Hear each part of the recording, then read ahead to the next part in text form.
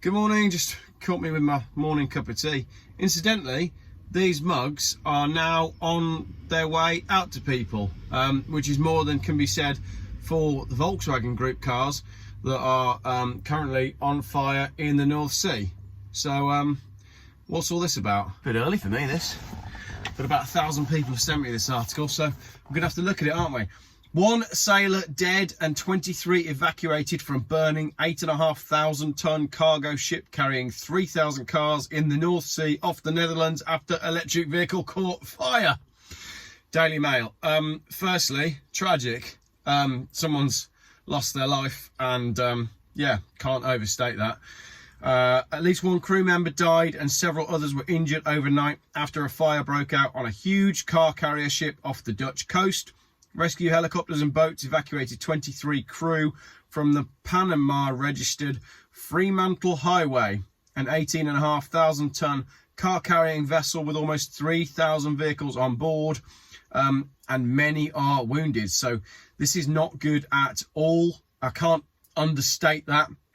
Coast Guard said the incident happened 17 nautical miles north of the island of Ameland. Images taken from the shore showed a long plume of grey smoke drifting over the sea from the stricken 650-foot ship. So the ship was going from Bremen, Germany, to Port Said, Egypt. So 2,857 cars from Germany going to Egypt.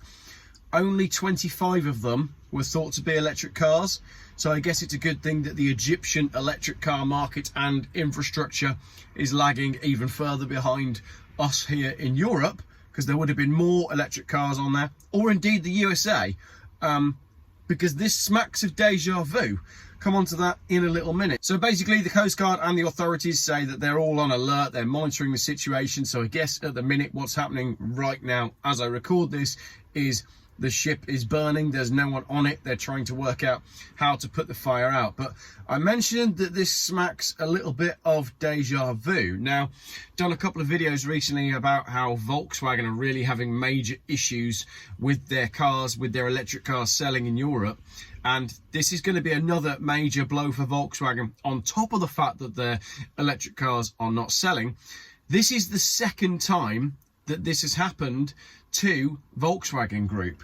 If we go back to last year, we had a ship called the Felicity Ace. This is an article from February 2022, and it's been in my notes file to make a video on for a couple of weeks since I did the research on it. So let's drop it in this video. 2 cargo ships destroyed by EVs. The Felicity Ace was going from Germany to the USA with Volkswagen Group vehicles on board. 3,965 vehicles, of which I make it, from looking at the manifest, 77 Bentley, we'll do it in alphabetical order, 77 Bentley Bentegas, 49 Continental GTCs, 38 Continental GTs, 25 Continental Flying Spurs, 50 Lamborghini Urus, 20 Lamborghini Huracan, 15 Lamborghini Aventador. And then from the manifest, I've got around about 600 Porsches. But Porsche officially said they lost more than 1,000 vehicles. I actually had a shipping company send me the manifest for what was on that ship. And there were some rare stuff on there as well, including a 1996 Honda Prelude, a Ford Mustang from 2015, a BMW 750i, and a Mini Countryman that was actually being shipped in a wooden crate, quite a special Mini Countryman, and all of those vehicles burnt to the ground. So there was also on there some concept cars, some test cars that were headed out to the USA, lots and lots and lots of electric cars. So second time this has happened to the Volkswagen Group, second time that a ship has burnt or is burning to the ground, and now first time that lives have actually been lost at sea due to transporting electric vehicles on cargo ships. So a couple of things to say about that. When do we get to a point where we say this doesn't work?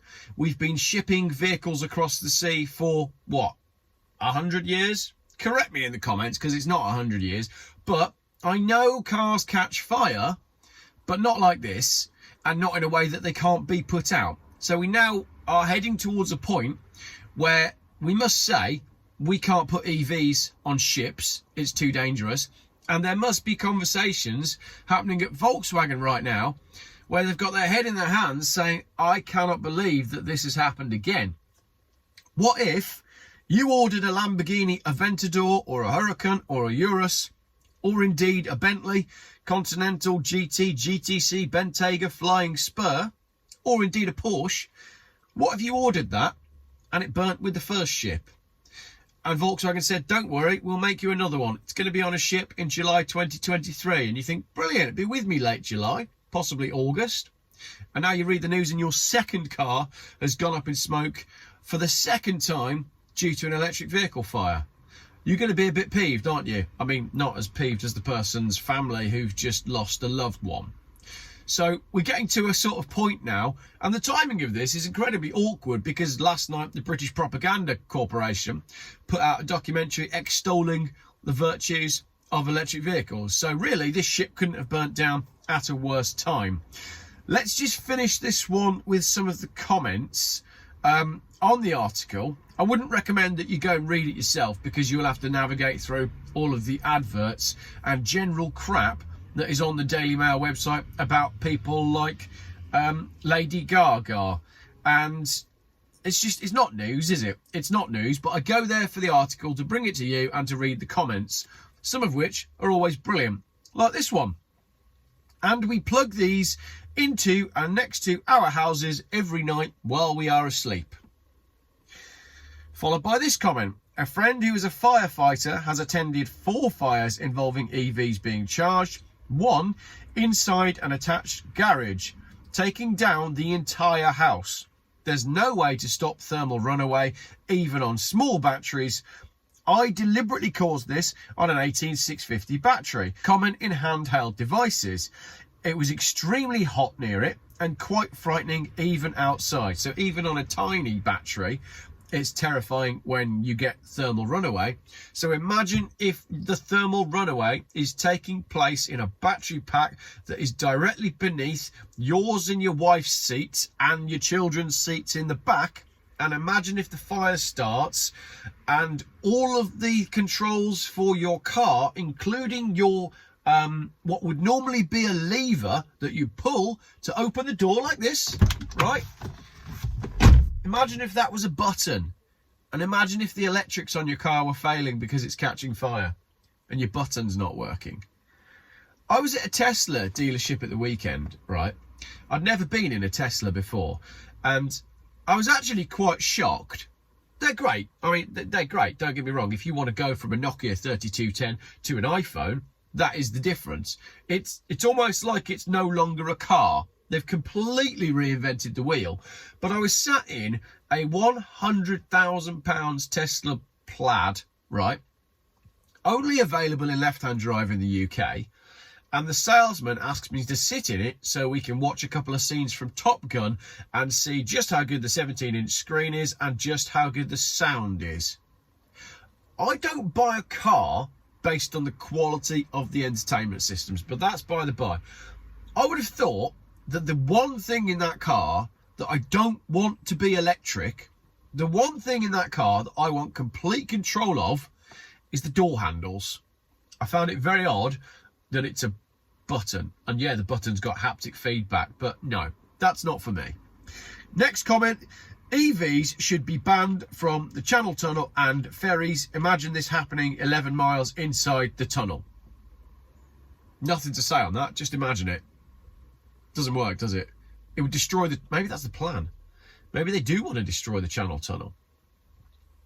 Keep an eye on your news feeds then, because if the plan really is for us to go nowhere and own nothing and be happy, maybe there is a planned EV fire in the Channel Tunnel which will destroy it coming soon.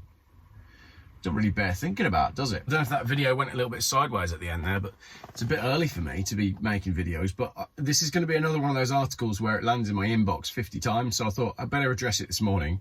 But that's ludicrous. I can't believe that I've just finished putting together the research on the first container ship that's burnt to the ground, well, to the sea, and now there's a second one. And genuinely, the people at Volkswagen must be pulling their hair out now, because to have that happen twice in 2 years, think of the losses. One, loss of life, obviously, people injured, obviously. Financially, that's now 6,000 cars that they've lost in a tricky market where supply is difficult. From an insurance point of view, you've lost 6,000 cars on 2 ships. The insurance companies are going to start turning around and saying, we're not insuring your vehicles in transit. It's too costly for us to do that. So what do we do when the manufacturers can't insure the EVs to get across the ocean? You're going to have to go and collect them from the factory and take the risk yourself.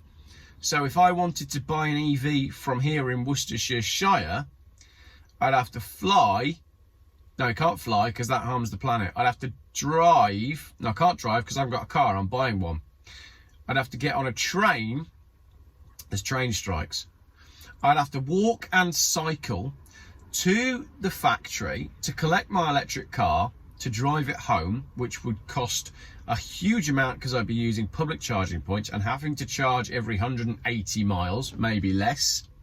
Then when I get to the Channel Tunnel, or indeed the ferry, probably by the time I get there, there's going to be a sign on the wall that says, we're sorry, no EVs. So I'm going to buy my EV from Germany and I'm going to have to leave it in Calais. Welcome to the future. You'll own nothing and be happy, and you'll go nowhere because you'll be stuck in Calais. I'd have to come across on a boat, a dinghy. I'd have to pay someone to put my EV on a dinghy and then get picked up by the RNLI halfway across. I wonder if the RNLI have got a policy on what they do when it's actually people smuggling their EVs back in. This video's gone completely sideways. Oh dear.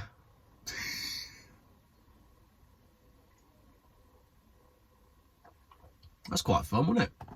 Should make more videos early in the morning. Oh, also, before I finish, this video was interrupted twice. Once by my battery dying on the phone, which is ironic in itself. And I'm now charging it on a power pack, which is one of these. You're not allowed to take these on a plane. This is it's a lithium ion, isn't it? I'm not allowed to take this on a plane. Because of the risk of it catching fire. And then I was interrupted the second time by my filming phone ringing. Now this is the phone that's connected to the Gavin and Stacey voicemail, and for some reason I answered the phone thinking my phone was ringing, but that's not my proper phone. It was EE offering to upgrade my services. Well, I'm not interested in you upgrading my services. Okay, last one, because this video has already gone sideways, right? Little conversation at the end of the video. Is your phone signal absolutely rubbish everywhere you go? I'm finding it's virtually impossible to make a call, use any internet, use any data, connect. Every call I make drops.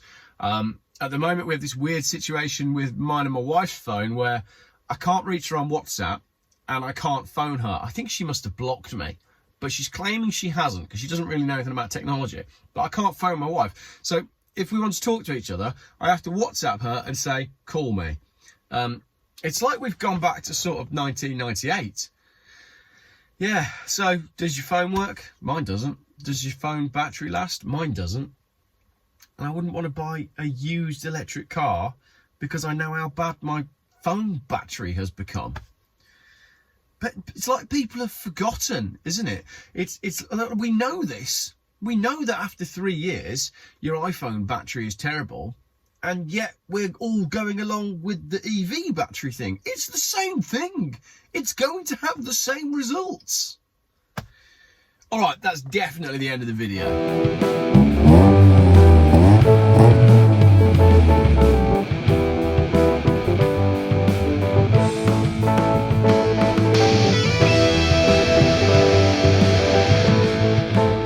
Geoff buys cars. Still, YouTube's most boring car and conspiracy and conversation channel.